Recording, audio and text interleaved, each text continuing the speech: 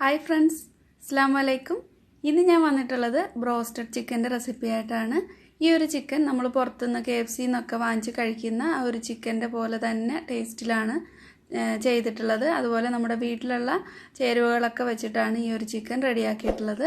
വളരെ ഈസി ആയിട്ട് തന്നെ ഉണ്ടാക്കിയെടുക്കാനും പറ്റും.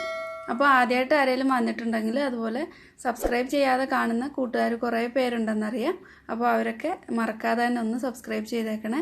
എന്നിട്ട് ബെല്ലൈക്കൺ പ്രസ് ചെയ്ത് ഓൾ എന്നുള്ള ഓപ്ഷൻ സെലക്ട് ചെയ്യുക. അപ്പോൾ ഞാൻ പുതിയതായിട്ട് വീഡിയോസൊക്കെ ഇടുമ്പോൾ മിസ്സാവാതെ തന്നെ നിങ്ങൾക്ക് നോട്ടിഫിക്കേഷൻ കിട്ടുന്നതാണ്.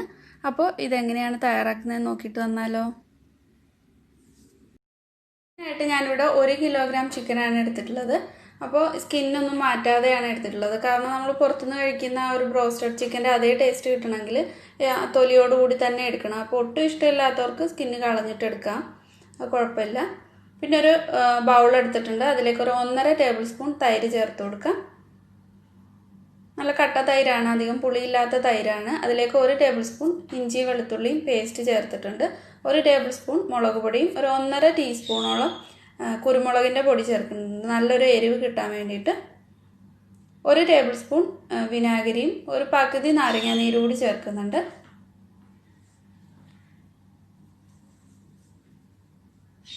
ഇനി ഇതിലേക്ക് ആവശ്യത്തിന് ഉപ്പ് ചേർക്കാം. ഉപ്പ് നമ്മൾ ചിക്കനിലേക്കുള്ള ഉപ്പും കൂടെ ഈ ഒരു ബാറ്റർ റെഡിയാക്കുമ്പോൾ അതിലേക്കാണ് ചേർക്കേണ്ടത്. നന്നായിട്ടൊന്ന് മിക്സ് ചെയ്ത് കൊടുക്കാം.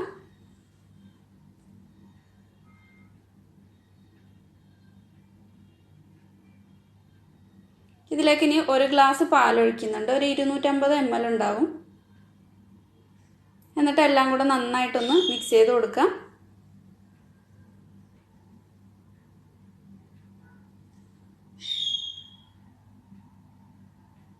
ഇനി ഇതിലേക്ക് കുറച്ചും കൂടി ഉപ്പ് ചേർക്കുന്നുണ്ട്. ഉപ്പ് കുറവായതുകൊണ്ട് ചിക്കൻ ചേർത്തിട്ട് പിന്നെ ഉപ്പ് നോക്കാൻ ശരിയാവില്ല. അതുകൊണ്ട് നേരത്തെ തന്നെ നോക്കിയിട്ട് ആവശ്യത്തിന് ഉപ്പ് ചേർത്ത് കൊടുക്കുക. ഇനി ചിക്കൻ പീസ് ഓരോന്നായിട്ട് മാരിനേറ്റ് ചെയ്തെടുക്കാം. എന്നിട്ട് ഇത് ഫ്രിഡ്ജിൽ വെച്ചിട്ട് ഒരു 5 മണിക്കൂറെങ്കിലും ഫ്രിഡ്ജിൽ വെച്ചിട്ട് ചെയ്തെടുക്കുകയാണെങ്കിൽ ഒന്ന് നല്ല ടേസ്റ്റ് ഉണ്ടാവും. കുറഞ്ഞത് 2 മണിക്കൂറെങ്കിലും എന്തായാലും വെക്കണം, ഇല്ലെങ്കിൽ ഒട്ടും ടേസ്റ്റ് കാണില്ല. എല്ലാം നന്നായിട്ട് ഇതിനകത്ത് മുങ്ങിക്കിടക്കുന്ന രീതിയിൽ വെച്ച് കൊടുക്കണം. എന്നിട്ട് ഇത് അടച്ചിട്ട് ഫ്രിഡ്ജിലേക്ക് വയ്ക്കാം. ഞാനിപ്പോൾ ഉച്ചയ്ക്കാണ് ചെയ്യുന്നത്. എന്നിട്ട് രാത്രിയിലത്തേക്ക് ഇത് ഫ്രൈ ചെയ്യാൻ വേണ്ടിയിട്ടാണ്. ഇപ്പോൾ 5 മണിക്കൂർ കഴിഞ്ഞിട്ടുണ്ട്. ഇനി ഇതിലേക്കുള്ള മൈദയുടെ കോട്ടിങ് കൊടുക്കാനും അതുപോലെ ഒരു മൈദ ഒക്കെ കലക്കിയിട്ടൊരു മാവ് ഇതിലേക്ക് ഡിപ്പ് ചെയ്യാൻ വേണ്ടിയിട്ട് ഉണ്ടാക്കുന്നുണ്ട്. അതിനായിട്ട് മൈദയുടെ കോട്ടിങ് കൊടുക്കാനായിട്ട് 1 കപ്പ് മൈദ ചേർത്തിട്ടുണ്ട് ഒരു ബൗളിലേക്ക്. അതിലേക്ക് ഒരു 1/4 കപ്പ് കോൺഫ്ലോറും 1 ടേബിൾ സ്പൂൺ അരിപ്പൊടി കൂടി ചേർക്കുന്നുണ്ട്. ആ പുറമേ ഒരു ക്രിസ്പി ആയിട്ടിരിക്കാൻ വേണ്ടിയിട്ടാണ്. ഇനി ഇതിലേക്ക് മുളക് പൊടി ചേർത്ത് കൊടുക്കാം. എരിവനുസരിച്ച് ചേർക്കാം. ഞാനിപ്പോൾ 1 ടീസ്പൂൺ മുളക് പൊടിയും കുറച്ച് കുരുമുളകിൻ്റെ പൊടിയും ആവശ്യത്തിന് ഉപ്പ് ചേർക്കുന്നുണ്ട്. ഒരു 1/4 ടീസ്പൂൺ ബേക്കിംഗ് സോഡ ചേർത്തിട്ടുണ്ട്. എല്ലാം കൂടെ നന്നായിട്ടൊന്ന് മിക്സ് ചെയ്ത് കൊടുക്കാം. ഞാനൊരു വിസ്ക് ഉപയോഗിച്ചിട്ട് നല്ലപോലെ ഒന്ന് മിക്സ് ചെയ്ത് കൊടുക്കുന്നുണ്ട്. ഇതിലേക്ക് നിങ്ങൾക്ക് ഒന്ന് അരിച്ചെടുക്കുകയാണെങ്കിൽ അത്രയും നല്ലതാണ്. മറ്റൊരു ബൗളിലേക്ക് 1 മുട്ട ചേർത്തിട്ടുണ്ട്. ഒരു 1/4 കപ്പ് മൈദയും ആവശ്യത്തിന് ഉപ്പും ചേർക്കുന്നുണ്ട്. കുറച്ച് മാത്രം ഉപ്പ്, ഈ മാവിലേക്ക് മാത്രം ഉപ്പ് ചേർത്താൽ മതി. ഒരു 2 നുള്ളു ബേക്കിംഗ് സോഡ ചേർത്തിട്ടുണ്ട്. ഇനി ഇതിലേക്ക് തണുത്ത വെള്ളം ഒഴിച്ചിട്ട് നന്നായിട്ടൊന്ന് കലക്കിയെടുക്കണം. ഒട്ടും കട്ടയില്ലാതെ ഒന്ന് കലക്കിയെടുക്കാം. അപ്പോൾ വെള്ളം ആവശ്യത്തിന് ഒഴിച്ചു കൊടുക്കുക. ഒരു കുറച്ച് ലൂസായിട്ടുള്ള ഒരു മാവാണ് വേണ്ടത്.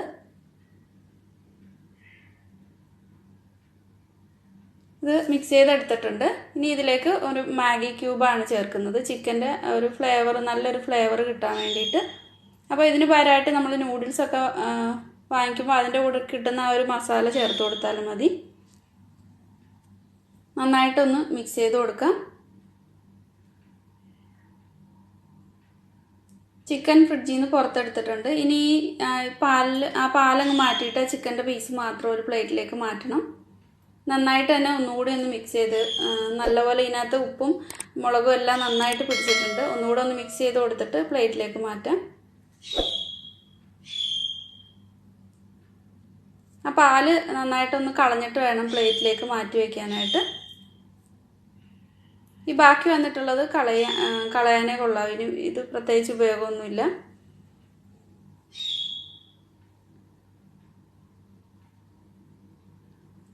ഈ മാവിലേക്ക് ഞാനൊരു 1/4 ടീസ്പൂൺ മഞ്ഞൾപ്പൊടി കൂടി ഒരു കളർ കിട്ടാൻ വേണ്ടിയിട്ട് ചേർത്തിട്ടുണ്ട്. നേരത്തെ അത് മറന്നു പോയിട്ടുള്ളതാണ്.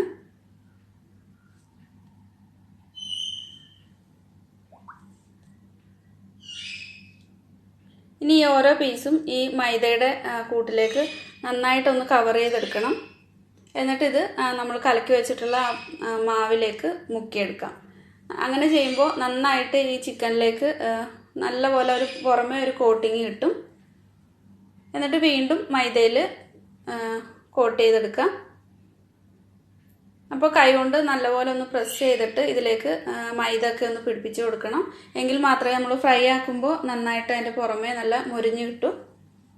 അപ്പോൾ ഇതായിട്ടുണ്ട്. ഇതേപോലെ തന്നെ ഒരു 2-3 പീസായി കഴിയുമ്പോൾ പിന്നീട് ഇത് ഇങ്ങനെ ചെയ്ത് വെക്കേണ്ട. ഒരു പ്രാവശ്യം ഫ്രൈ ചെയ്തിട്ട് മാത്രം അടുത്ത പ്രാവശ്യത്തേക്ക് ഫ്രൈ ചെയ്യാനുള്ള ചിക്കൻ ഇങ്ങനെ കോട്ട് ചെയ്തെടുക്കാവൂ. ഇല്ലെങ്കിൽ ആ ചിക്കനിൽ ആ ഒരു വെള്ള നനവ് കൊണ്ട് പുറമേ ഉള്ള കോട്ടിംഗ് ഒക്കെ പോയിട്ട് ഫ്രൈ ആക്കുമ്പോൾ അത്ര നന്നായിട്ട് കിട്ടില്ല. അതുകൊണ്ട് ആദ്യത്തെ പ്രാവശ്യം ഫ്രൈ ചെയ്യാനുള്ളത് മാത്രം ഒന്ന് ഇങ്ങനെ മാവിലേക്ക് മുക്കിയെടുക്കാം.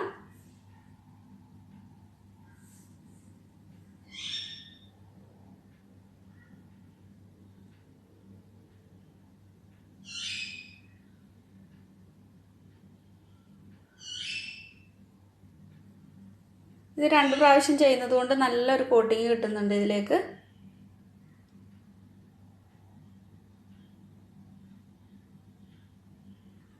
എണ്ണ ചൂടാകാനായിട്ട് വെച്ചിട്ടുണ്ട്. എണ്ണ നന്നായിട്ട് ചൂടായി കഴിയുമ്പോൾ ലോ ഫ്ലെയിമിലേക്ക് ആക്കി വെച്ചിട്ട് വേണം ചിക്കൻ പീസ് ഇട്ട് കൊടുക്കാൻ.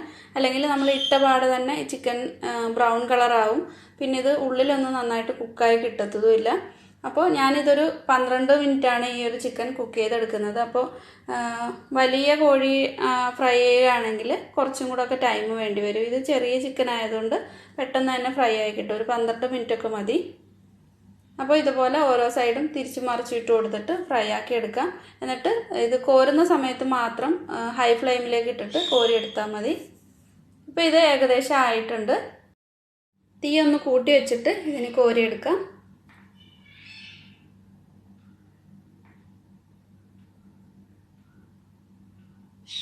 ഇനി അടുത്ത ബാച്ച് ഫ്രൈ ചെയ്യാൻ വേണ്ടിയിട്ട് ചിക്കൻ ഇതേപോലെ തന്നെ മാവിൽ ഒന്ന് കോട്ട് ചെയ്തിട്ട് നമ്മൾ ഉണ്ടാക്കിയിട്ടുള്ള ബാറ്ററിൽ മുക്കിയിട്ട് വീണ്ടും മൈദയിൽ കോട്ട് ചെയ്തെടുക്കാം.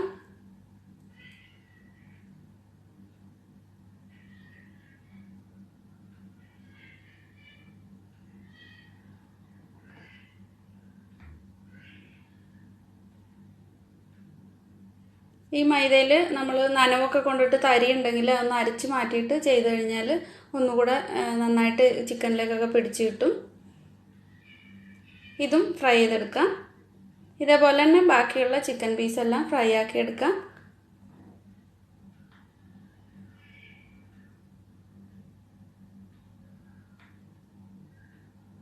അപ്പോൾ ചിക്കൻ എല്ലാം ഫ്രൈ ചെയ്തെടുത്തിട്ടുണ്ട്. വളരെ ഈസി ആയിട്ട് തന്നെ എല്ലാവർക്കും ഉണ്ടാക്കിയെടുക്കാൻ പറ്റിയതാണ് ബ്രോസ്റ്റഡ് ചിക്കൻ. നല്ല ടേസ്റ്റാണ്. നമ്മൾ പുറത്തുനിന്ന് കഴിക്കുന്ന ആ ഒരു ടേസ്റ്റിലാണുള്ളത്. എല്ലാവരും എന്തായാലും ഒന്ന് ട്രൈ ചെയ്ത് നോക്കുക. വീഡിയോ ഇഷ്ടമായിട്ടുണ്ടെങ്കിൽ മറക്കാതെ തന്നെ ഇപ്പോൾ തന്നെ ലൈക്ക് ചെയ്തേക്കണേ. അതുപോലെ ഇത് മറ്റുള്ളവരിലേക്ക് എത്തിക്കാനായിട്ട് മറക്കാതെ തന്നെ ഷെയർ ചെയ്യുക. സബ്സ്ക്രൈബ് ചെയ്യാത്തവർ സബ്സ്ക്രൈബ് ചെയ്തിട്ട് സപ്പോർട്ട് ചെയ്യുക. താങ്ക്